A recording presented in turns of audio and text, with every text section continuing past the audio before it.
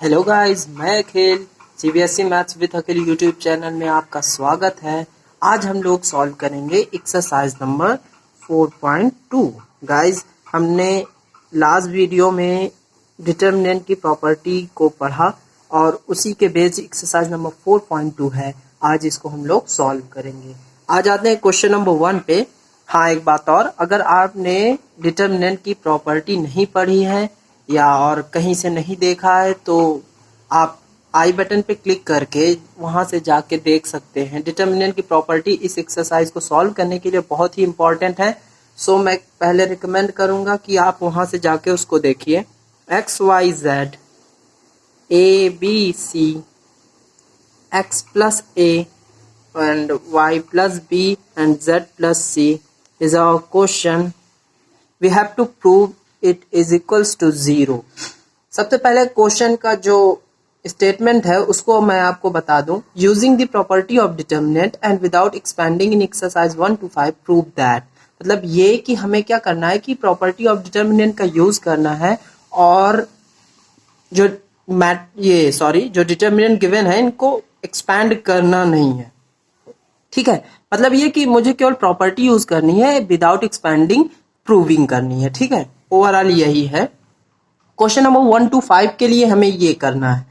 Question number 1 solve करते हैं। देखिए, अगर आपको याद होगा तो डिटर्मिनेंट की एक प्रॉपर्टी होती है कि हम किसी भी दो रो या कॉलम्स को ऐड कर सकते हैं और डिटर्मिनेंट पे कोई भी फर्क नहीं पड़ता है भाई। ठीक है, तो देखिए हम और एक प्रॉपर्टी और आपको पता होगी क्या, कि अगर किसी डिटर्मिनेंट का कोई रो या कोई कॉलम्स किसी रो या किसी कॉलम्स के इक्वल या आइडेंटिकल हो जाता है कॉरस्पॉन्डिंग एलिमेंट के साथ, तब जो गिवन डिटर्मिनेंट होगा हमारा भाई वो क्या हो जाता है, वो 0 हो जाता है। तो इन्हीं दो प्रॉपर्टी का यूज करेंगे क्वेश्चन नंबर 1 पे। क्यों करेंगे? क्योंकि यहाँ पे हमें x प्लस ए दिख रहा है एंड यहाँ C1 पे x दिख रहा है एंड C2 पे a दिख रहा है। तो इन दोनों को भी ऐड तो कर सकते हैं ना, इन दोनों को भी पास ला सकते हैं। जैसे ये हैं ऑलरेडी C3 पे, उसी तरीके हम C1 पे भी क्रिएट करेंगे। ठीक है, आइए करते हैं। C1 is replace by C1 plus C2। तो यहां से क्या मिलेगा, जल्दी जल्दी आप बताइए। x plus A Y plus B and z plus C. C2 पे कोई चेंज नहीं क्योंकि मैंने कोई ट्रांसफॉर्मेशन अप्लाई नहीं किया। x plus A Y plus B and z plus C. ठीक है, मैंने क्या लिया था यहाँ से LHS मैं लिख दे रहा हूँ। क्वेश्चन को सॉल्व करने का यही तरीका है कि हमें सबसे पहले लिखना होता है कि मैं लेफ्ट हैंड साइड लेके चलूंगा और मुझे RHS प्रूव कर देना होगा। ठीक है, तो LHS मैं लेके चल रहा हूँ, मुझे ये पहले लिखना था। C1 replace by C1 plus C2 और यहाँ से ये मिला मुझे। ठीक है, अब यहाँ से आप देख सकते हैं it is equals to 0 because क्यों 0 है, C1 is equals to C3 and this is identical. ठीक है, और ये डिटर्मिनेंट की प्रॉपर्टी है, आप सभी को पता होगी कि अगर कोई रो या कोई कॉलम किसी रो या कॉलम्स के कॉरस्पॉन्डिंग एलिमेंट के साथ इक्वल हो जाते हैं तो क्या होता है, वहां पे वो डिटर्मिनेंट की वैल्यू 0 हो जाती है। ठीक है, क्वेश्चन नंबर 1 बहुत ही इजी क्वेश्चन था। आते हैं क्वेश्चन नंबर 2 पे। गाइस, क्वेश्चन नंबर 2 है। क्वेश्चन नंबर 2 में देखिए, इसको भी 0 के इक्वल ही हमें प्रूव करना है। a minus B B minus C C minus A B minus C C minus A minus B C minus A minus B minus A. बहुत ही कॉम्प्लिकेटेड दिख रहा है ना, लेकिन ऐसा है नहीं, बिल्कुल नहीं है। ठीक है, देखिए आप इस पे कुछ चीज अगर थोड़ा सा ध्यान दें तो बहुत ही जल्दी आप इसको पकड़ लेंगे। कैसे? देखिए यहाँ पे माइनस का b है बट यहाँ पे पॉजिटिव का b है। यहाँ पे निगेटिव c है बट यहाँ पे पॉजिटिव c है। यहाँ पे देखिए, यहाँ पे पॉजिटिव का a है, यहाँ पे निगेटिव का a। तो कहीं ना कहीं इनके लिए ये ओवरऑल 0 बनाने की तरीके में है। ठीक है ना, मतलब इसके लिए ये है, इसके लिए ये है, इसके लिए ये है। सेम यहाँ पे भी देखिए, यहाँ पे b इसके लिए है तो यहाँ भी यहाँ ये। ठीक है, यहाँ भी देखिए पॉजिटिव c निगेटिव c। यहाँ सभी के लिए कोई ना कोई ऐसे एलिमेंट हैं जो उनको कैंसिल आउट करेंगे। तो यहाँ पे करना क्या है, ये अगर मैं ये R1 है, ये R2 है, ये R3 है, तो अगर R1, R2, R3 को R1 की जगह पे रिप्लेस कर दूं तो ये ओवरऑल 0 हो जाएंगे और R1 पे सारे एलिमेंट 0 होंगे। और हमें एक प्रॉपर्टी पता है कि अगर किसी भी डिटर्मिनेंट के किसी रो या किसी कॉलम के सारे एलिमेंट 0 हो जाते हैं तो डिटर्मिनेंट की वैल्यू 0 हो जाती है। तो LHS मैं लेके चल रहा हूं। सबसे पहला transformation R1 plus R2 plus R3। बहुत ही आसानी से क्वेश्चन आप सॉल्व कर लेंगे, देखिएगा। यहां से A minus B plus B minus C plus C minus A. अब देखिए यहाँ यहीं पे मैं इसको सॉल्व कर रहा हूं, तो यहाँ देख सकते हैं आप A से A कैंसिल, माइनस बी से पॉजिटिव बी एंड निगेटिव सी से पॉजिटिव सी ये कैंसिल। तो कुल मिला के यहाँ पे हमें 0 मिलेगा और सेम यहाँ पे भी 0 मिलेगा। आप चेक कर सकते हैं यहाँ पॉजिटिव का भी है या निगेटिव का भी है। जब मैं तीनों को ऐड करूंगा तो ये पूरा पूरा 0 हो जाएगा और यहाँ भी 0 हो जाएगा। और b minus C, C minus A, C minus A minus B, a minus B, b minus C होगा। और इसके जो R1 है, जो R1 के एलिमेंट है वो सारे 0 हो गए। तो मैं यहाँ से ये लिख सकता हूँ कि जो डिटर्मिनेंट की वैल्यू है वो 0 है। कैसे 0 है? All the element of R1 become 0. So the given determinant is 0. LHS is equals to RHS, hence proved. ठीक है, आते हैं क्वेश्चन नंबर 3 पे। गाइस क्वेश्चन नंबर 3, 2, 3, 5, 7, 8, 9, 65, 75 एंड 86 हमें दिख रहा है। ठीक है, ओहो इसमें से तो कुछ पता ही नहीं चल रहा कैसे करेंगे इस क्वेश्चन को। आइए देखते हैं। टेकिंग LHS मैंने लिया और LHS के अलॉन्ग इसको सॉल्व करना है। यहाँ पे देखिए 7 दिख रहा है और यहाँ पे 2 दिख रहा है। इन दोनों का कोई कॉम्बिनेशन यहाँ पे दिख रहा है क्या? अच्छा एक काम करते हैं, 7 के मल्टीपल में इसके आसपास किसका मल्टीपल हो सकता है? ये 9 7 जा 63, 63 प्लस 2 वी गेट 65। कुछ समझ आया? नहीं आया? एंड 9 8 जा 72, 72 प्लस 3 वी गेट 75 एंड 9 9 जा 81 प्लस 5 86। यहाँ से पता चला ना सीक्वेंस यहाँ पे क्या यूज हुआ है। देखिए क्या करेंगे, सबसे पहले मैं करूंगा C3 replace by C3 minus of C1। अभी आपको समझ आ जाएगा मैंने किया क्या। 2 3 5 C1 एज इट इज, 7 8 9 पे कोई चेंज नहीं। 65 minus 2 we get 63, 75 minus 3 we get 72, 86 minus 5 we get 81। ठीक है, अब यहाँ देखिए 63, 72, 81। और अभी हम, अगर आपने डिटर्मिनेंट का जो प्रॉपर्टी वाला वीडियोस में देखा होगा तो मैंने आपको बताया है कि हम किसी भी रो या कॉलम से कॉमन भी निकाल सकते हैं। वहां पे मैंने बताया था कि किसी भी स्केलर से मल्टीप्लाई कर सकते हैं। अगर वहां मल्टीप्लाई कर सकते हैं तो अगर उसमें पहले से मल्टीप्लाई है तो वहां से बाहर तो भी निकाल सकते हैं। मैंने ये बात डिस्कस की थी लास्ट वीडियो में, अगर आपने नहीं देखा तो वहां से जाके देख सकते हैं। बहुत ही अच्छे से मैंने एक्सप्लेन किया है, वहां पे जाइए और आप चेक करिए। तो यहाँ पे देखिए आप क्या मिलेगा, 2 3 5। मैंने यहाँ पे अभी पहले इसको एक्सपेंड करूंगा, कोई ट्रांसफॉर्मेशन नहीं, ताकि आपको साफ साफ दिखे। 7 इंटू 9, 8 इंटू 9 एंड 9 इंटू 9। यहाँ पे 9 C3 में कॉमन दिख रहा है। ठीक है, तो यहाँ से निकालते हैं हम कॉमन। 9 यहाँ पे बाहर आएगा, 2 3 5 7 8 9 एंड 7 8 9। ठीक है, अब C2 and C3 are identical, सो ये जो डिटर्मिनेंट की वैल्यू है 0 हो जाएगी and 0 multiplied by 9 we get 0। यहाँ से हमें RHS मिल जाएगा। तो यहाँ से मैं लिख सकता हूँ इसके इक्वल 9 इंटू 0। अब 0 क्यों हुआ? क्योंकि C2 is equals to C3 हो गया है। ठीक है, hence proved because LHS is equals to RHS।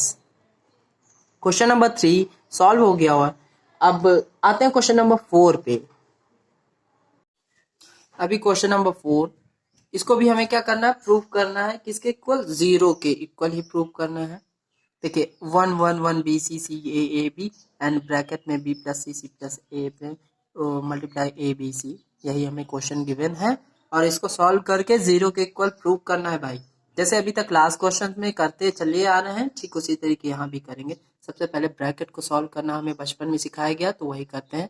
Taking LHS, सबसे पहले मैं ब्रैकेट सॉल्व करूंगा। 1 1 BC CA and AB plus AC BC plus BA CA plus CB, ये हमें मिला। ठीक है, अभी क्या करना है कि जो ये AB है AC है और यहाँ पे आप इसका जो सीक्वेंस है उसको समझिए। यहाँ पे AB है, AC है और यहाँ पे BC है। यहाँ पे BC है, AB है एंड AC है। मैं यहाँ पे जो दिखा रहा हूँ आप समझने की कोशिश करिए कि अगर मैं इन दोनों को ऐड कर दूं तो यहाँ पे जो मिलने वाले सारे एलिमेंट हैं वो कॉमन हो जाएंगे और 1 1 1 1 1 1 1 यहाँ पे मिलेगा और ये C1 और C3 के आइडेंटिकल हो जाएगा। देखिए मैं दिखा रहा हूँ आपको, C3 replace by C3 plus C2 1 1 1। इसको मैं लिख रहा हूँ BCCA AB पे कोई चेंज नहीं, AB plus AC plus BC, BC plus BA plus CA, CA plus CB plus AB। देखिए यहाँ पे AB AC AC and BC यहाँ पे देखिए BC and BC BA and CA।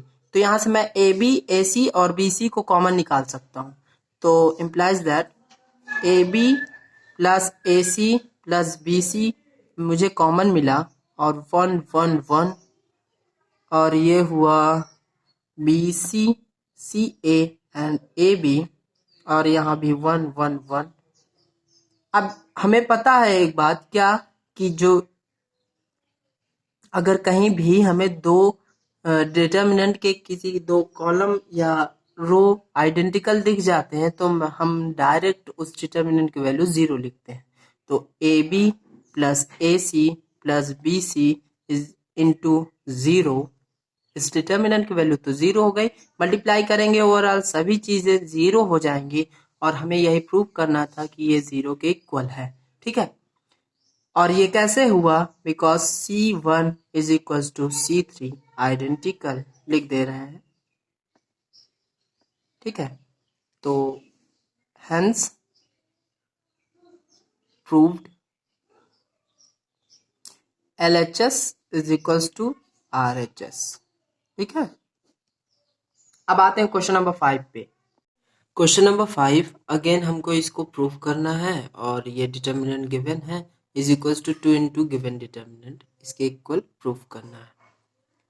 तो सबसे पहले LHS ले लेते हैं। LHS लेके इसको सॉल्व करेंगे। B plus C plus A plus B। यहाँ ध्यान दीजिए, यहाँ पे जो कोफिशियंट है इस डिटर्मिनेंट का वो 2 गिवन है हमें। तो कुछ ऐसा करना है कि हमें यहाँ से 2 बाहर निकले, मतलब कुछ ऐसा ऐड सब्ट्रैक्ट कर देना है कि यहाँ से हमें 2 कॉमन मिल जाए और 2 बाहर मिले। फिर उसके बाद इस पे कुछ अप्लाई करेंगे तो कुछ ऐसे डिटर्मिनेंट की वैल्यू मिलेगी। ठीक है, तो आइए सबसे पहले देखिए, इसको ऑब्जर्व करिए, जो ये गिवन डिटर्मिनेंट है इसमें क्या हो सकता है। B plus C plus A plus B, Q plus R plus P plus Q। कुछ देख रहे हैं आप? यहाँ पे भी सी है, सी है, ए है, ए है, बी है, बी है, मतलब 2B 2C 2A यहाँ पे है, 2Q 2R 2P है, 2Y 2Z 2X भी है। इसका मतलब कि कुछ अगर हम तीनों को ऐड कर दें तो 2 हर जगह मिलने वाला है। तो सबसे पहले यही अप्लाई करेंगे। R1 को रिप्लेस कर दे रहे हैं, R1 plus R2 plus R3,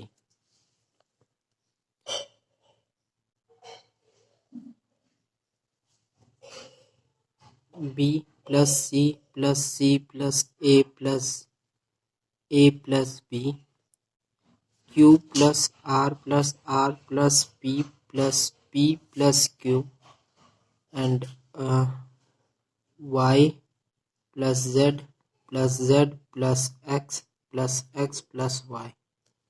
ठीक है, और C plus A plus B पे कोई चेंज नहीं, R plus P plus Q पे कोई चेंज नहीं, Z plus X plus Y पे भी कोई चेंज नहीं।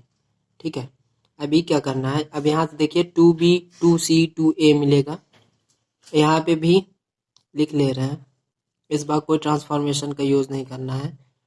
2A 2B 2C 2P 2Q 2R 2X 2Y 2Z, यहाँ कुछ मिलेगा ऐसे। ठीक है, अभी C plus A as it is लिखेंगे, A plus B, R plus P plus Q, Z plus X plus Y। अब यहाँ देखिए, यहाँ सभी जगह 2 कॉमन दिख रहा है तो 2 बाहर आएगा, A plus B plus C, P plus Q plus R, X plus Y plus Z, C plus A, R plus P, Z plus X, A plus B, P plus Q and X plus Y। A plus B plus C, C plus A plus B। अब यहाँ पे क्या करें कि अभी हमें क्या लाना है, A P X B Q Y C R Z, हमें सिंगल सारे एलिमेंट लाने हैं। ठीक है, तो क्या कर दें, यहाँ C प्लस A है लेकिन यहाँ पे लाना B है, तो कुछ इस तरीके से करेंगे। अभी यहाँ देखिए, इसके बाद 2 को सभी के सामने इक्वल मैंने लगाना भूल गया, 2 यहाँ एक ट्रांसफॉर्मेशन का यूज करने वाला हूं मैं, R2 replace by R2 minus R1। यहाँ क्या होगा देखिए, जब इसमें C प्लस A में सब्ट्रैक्ट करेंगे minus A minus B minus C, तो C A कैंसिल हो जाएगा और माइनस B बचेगा, और यहाँ देखिए B हमें चाहिए भी। ठीक है, उसी तरीके R3 रिप्लेस करेंगे, सेम एज यहाँ भी ऐसा ही होगा। R3 को भी रिप्लेस करेंगे R3 माइनस ऑफ R1, तो यहाँ भी A प्लस B है और A प्लस B से कैंसिल होगा और C मिलेगा यहाँ पे, तो ये जो 2 रो हैं यहाँ पे ये दोनों मिल जाएंगी, बचेगी पहली रो, इसको फिर से हम ट्रांसफॉर्मेशन का यूज करके निकाल लेंगे। A plus B plus C पे कोई चेंज नहीं, P plus Q plus R, X plus Y plus Z, और ये होगा minus B minus C minus Q minus R minus Y minus Z, इसको आप कैलकुलेट करेंगे यही मिलेगा।